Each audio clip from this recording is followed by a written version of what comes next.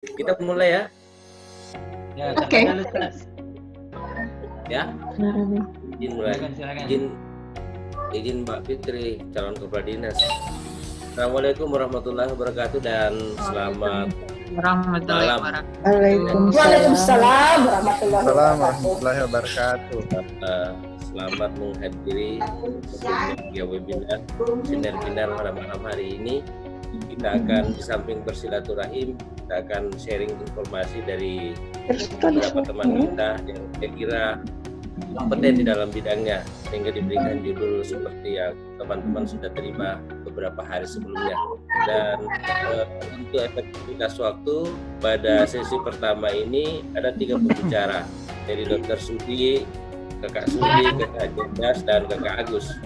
Supaya lebih efektif waktu kita, nanti pada saat pembicara mulai share slide atau bicara, mungkin sebaiknya kita unmute semua kecuali yang bicara. Saya nanti tidak terganggu dalam hal pada saat presentasi. Kita bisa dengar dengan jelas. Begitu Dr. Sudi nanti bicara, semua akan baik. Itu boleh tetap jalan. Saya kira itu sebagai moderator.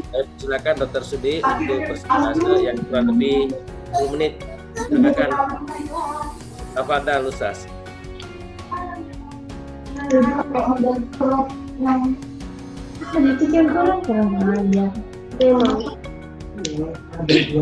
Siapa hostnya? Nggak bisa di screen share.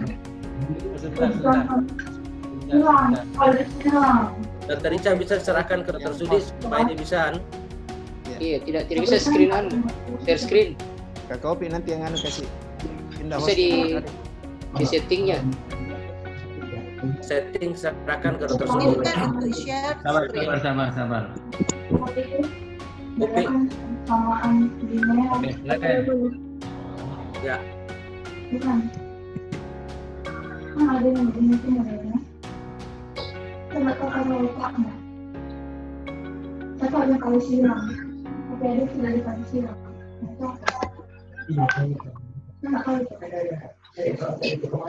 Oke. Silakan Dr. Sudirman.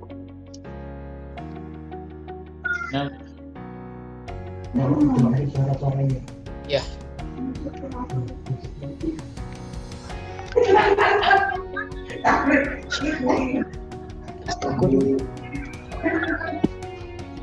Kreatif bisa buat teman-teman yang tidak dalam presentasi kita bisa mematikan semua mic-nya supaya Dr. Sudi lebih jelas semua bisa dengar. Oke. Ya, terima kasih. Assalamualaikum warahmatullahi wabarakatuh. Selamat malam, salam sejahtera buat teman-teman sekalian. Ya, jadi saya tidak panjang ya karena ini memang masih perdebatan. Ya, saya tidak ulas lagi asalnya ya. Yang saya mau sampaikan bahwa ini rantai infeksi itu ya mulai dari hostnya ya. Jadi mulai dari agen virusnya sendiri, reservoirnya, tempat keluarnya, mode transmisinya, tempat masuknya, dan host. Ini rantai infeksi yang sudah umum teman-teman ketahui. Nah, yang perlu warning ya buat kita teman-teman sekalian bahwa kalau kita bekerja atau tinggal di tempat yang ruangan tertutup, ya, jadi rumah, tempat kerja, fasilitas perawatan, ya, kemudian pesawat terbang dan sebagainya, sekolah, prinsipnya ruangan yang ventilasinya jelek, kita harus waspada, ya, kita harus hati-hati dan tetap perhatikan masker dengan baik. Nah, sekarang kan lagi ribut bahwa ini airborne infection, ya, jadi menular lewat udara dan sebagainya, droplet, kontak, ya. Cuman yang perlu dipahami bahwa airborne itu tetap WHO mengatakan itu kalau di ventilasi yang buruk. Jadi kalau ventilasinya bagus itu kemungkinan untuk airborne tidak akan terjadi. Ya. Dan perlu dipahami bahwa SARS coronavirus 2 ini kan virus RNA. Ya, RNA virus saya kira tidak mudah untuk hidup di luar host ya, apalagi tergolong mikroorganisme obligat intraseluler. Ya, ini kalau pasien batuk dan sebagainya, bicara, bersin, tidak serta-merta pasien yang positif itu akan menularkan ke orang lain.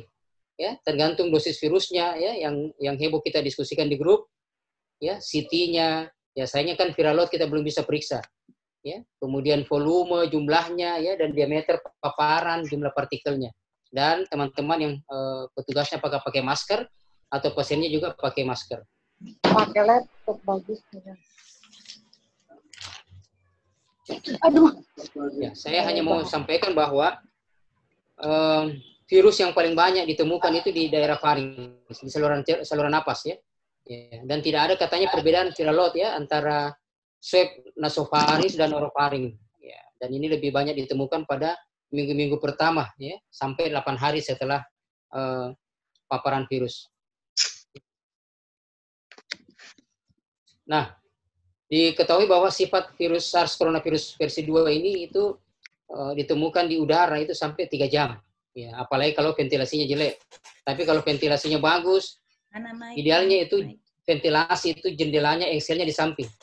Ya, jadi kalau ada jendela engselnya di samping, jangan engsel atas. Jadi kalau engsel atas kan bukannya begini, kalau engsel samping begini. Jadi dia bukannya 100% kalau engsel samping. Kemudian di kardus itu 24 jam. Di plastik dan stainless steel itu bisa sampai 3 hari. Nah, ini yang rawan plastik. Banyak di antara teman-teman pakai face shield, itu tidak dicuci, tidak dibersihkan, disimpan. Padahal sudah dipakai di pasien. Nah, itu hati-hati karena banyak yang disimpan di atas lemari, disimpan di atas meja. Ya. Itu yang perlu diperhatikan baik-baik. Ya. Nah, untuk desinfeksi coronavirus itu kita bisa pakai etanol, ya, sodium hipoklorit, ya, povidone iodin, ya, iodin, ya. Glutaraldehid, ya, ini yang paling mudah didapatkan ini, sodium hipoklorit. Pakai baik Klinka, ya, itu bisa menggantikan dan lebih murah. Ya. Formaldehid dan sebagainya. Kemudian spesimen ini dideteksi itu lebih banyak di saluran napas ya dibanding tempat-tempat yang lain. Ada feses, tapi kan jarang-jarang sih ada feses yang kita sentuh kemudian sentuhkan ke tempat masuknya daerah wajah ya. Jadi masih disebut fekoral ya. Ya ini kira-kira tempat masuknya di mukosa mata, mukosa mulut ya, mukosa respirasi.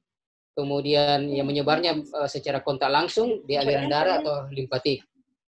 Ya, pokoknya semua organ yang memiliki gen S, ya, paru, ginjal, saluran cerna itu bisa menjadi pintu masuk untuk SARS coronavirus. Apa itu namanya? Kalau di PPI itu kita kenal kewaspadaan isolasi, ya, ada kewaspadaan standar, ada kewaspadaan transmisi. Nah, salah satu kewaspadaan standar yang sekarang sudah banyak teman-teman pakai itu adalah APD. Ya. Nah, APD inilah yang kadang agak berlebihan dalam penggunaannya. Ya. Nah, yang perlu dipahami adalah transmisi virusnya bisa airborne, bisa kontak, bisa droplet. Ya. Nah, karena itu diperlukanlah APD. Ya. Nah, kalau kita lihat hierarki kontrol infeksi, yang paling bagus memang eliminasi, isolasi, pisahkan pasien yang COVID dan non-COVID. Itu yang paling bagus. Kemudian membuat sonasi, ya, social distancing, ya, barrier fisik, dan paling APD. Jadi kalau ada infeksi di rumah sakit, yang perlu diwaspadai itu adalah pemisahan antara pasien COVID dan non-COVID, apakah sudah berjalan atau tidak. Ya. Jadi kalau kita mau pakai APD, selalu tanya apa jenis APD-nya, di mana mau dipakai, kapan mau dipakai, aktivitas apa, siapa yang mau pakai, dan mengapa harus pakai, dan bagaimana cara pakai dan cara lepas yang benar. Nah, ini yang perlu kita. Jadi kalau singkatannya itu adik Simba ya, apa, di mana, kapan, siapa, dan mengapa, bagaimana. Ini saya kira prinsip-prinsipnya ya, cara pakai dengan benar, lepas dengan benar, ya dikumpulkan setelah dipakai. Nah ini digunakan di dekat pasien dan segera lepaskan jika telah selesai tindakan. Yang masalah banyak yang gunakan jauh dari pasien, baru jalan ke pasien, setelah itu tidak dilepaskan di dekat pasien, masih dipakai visita di tempat lain. Ya, perlu hati-hati. Ya. Nah ini 4 prinsip utama paparan dari respiratorik. Ya. Jadi misalnya di saluran napas, kemudian absorpsi, ya, ingesti, tertelan, dan injeksi atau tertusuk darah. Nah ini 4 hal yang kita pahami. Nah sekarang kira-kira dari 4 hal ini, apakah perlu hazmat semuanya? Ya.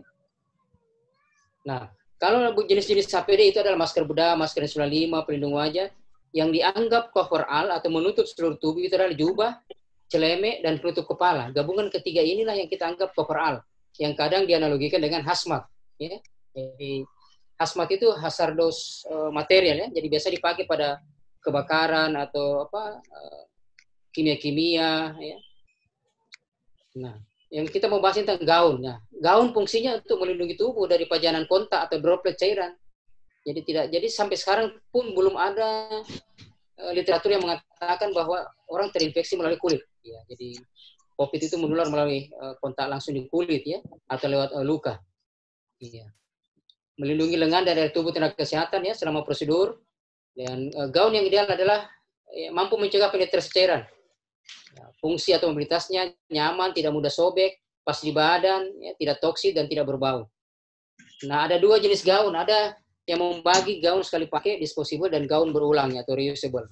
Gaun sekali pakai itu adalah tidak disposable, tidak dijahit, ya, biasanya non-woven, biasanya dikombinasikan dengan plastik film, ya biasanya bahannya synthetic fiber. Jadi kalau yang berulang, yang reusable itu bisa polyester atau katun atau kombinasi, karena ini bisa dicuci 50 kali dan tidak mengalami kerusakan.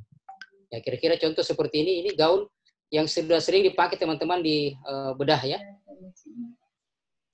Celemek terserah mau pakai plastik apapun, pelindung kepala, penutup kepala, bisa pakai kopiah, songkok yang bisa dicuci. Nah, yang perlu dipahami, COVID-19 adalah penyakit pernapasan yang berbeda dari penyakit virus Ebola yang ditularkan melalui infeksi. Jadi, hazmat sekarang itu yang kita pakai itu adalah hazmat Ebola, ya, jadi APD Ebola.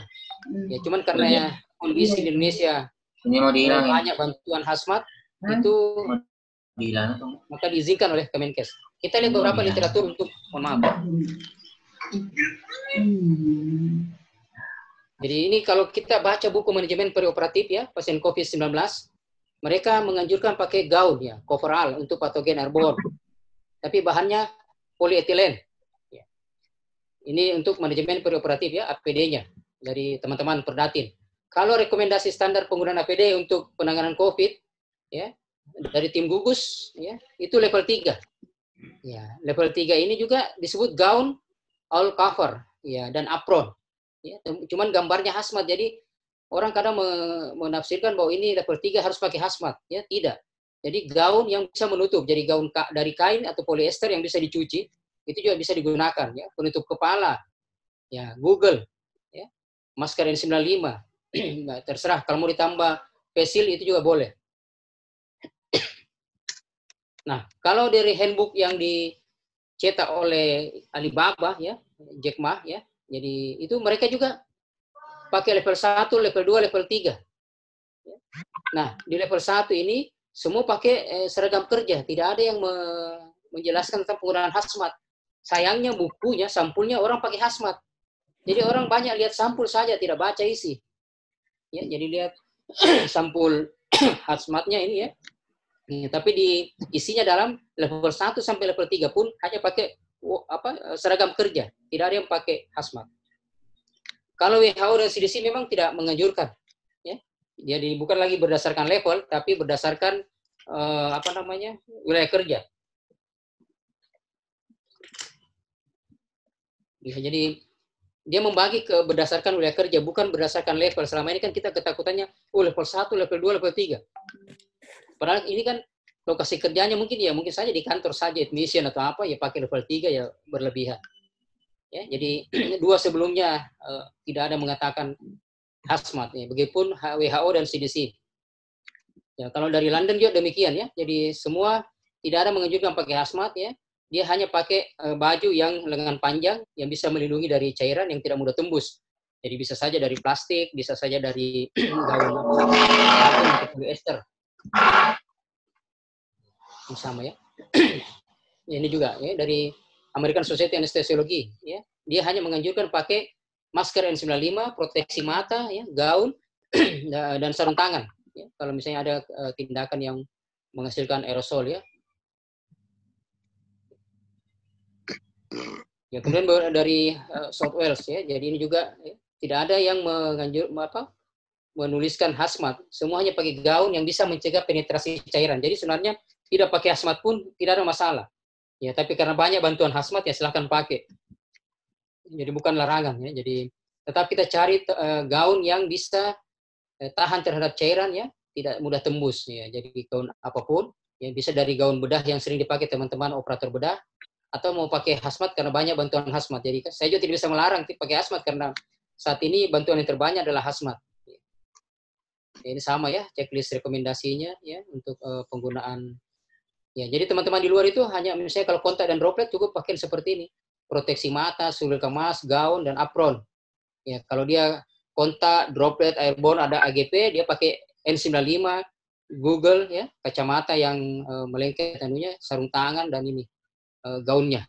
Ya, jadi mereka tidak pakai hazmat ya, seperti yang nampak saat ini. Nah, kalau kita lihat juga petunjuk teknis APD ya dari Kemenkes, ini terbit 8 April 2020. Itu juga berdasarkan wilayah kerja. Jadi misalnya ruang perawatan pasien di IGD atau kamar operasi, petugas kesehatan yang merawat secara langsung cukup pakai ini, masker bedah, gaun, sarung tangan, ya, pelindung mata, pelindung wajah, pelindung kepala, sepatu pelindung. Ya. Kalau misalnya petugas kesehatannya melakukan tindakan menghasilkan aerosol, masker bedahnya diganti masker N95. Ya, kalau cleaning service-nya cukup pakai masker bedah, gaun, sarung tangan, ya, pelindung mata. Ya, ini petunjuk teknis APD dari Kementerian Kesehatan. Ya, sebenarnya sudah ada, cuman jarang diikuti. Ya. Nah, ini contoh. Ya. Ini APD Ebola. Karena semua cairan tubuh dari Ebola itu potensi menular. Ya, ini yang dianalogikan sebagai level 3 dari teman-teman yang membaca pedoman tersebut. Ya, ini kami punya checklist sendiri di Rumah Sakit Wahidin untuk misalnya tindakan menyentuh pasien, APD apa yang digunakan, intubasi, suction, tracheostomy, pasang kateter, foto ronsen, itu sudah ada checklist untuk pemeriksaan pemakaian APD. Nah, ini standar APD sebenarnya, ya, yang berdasarkan CDC atau WHO. Ya, cukup pakai gaun, ya, gaun, kemudian face shield, ya, masker N95 kalau misalnya ada tindakan, ya.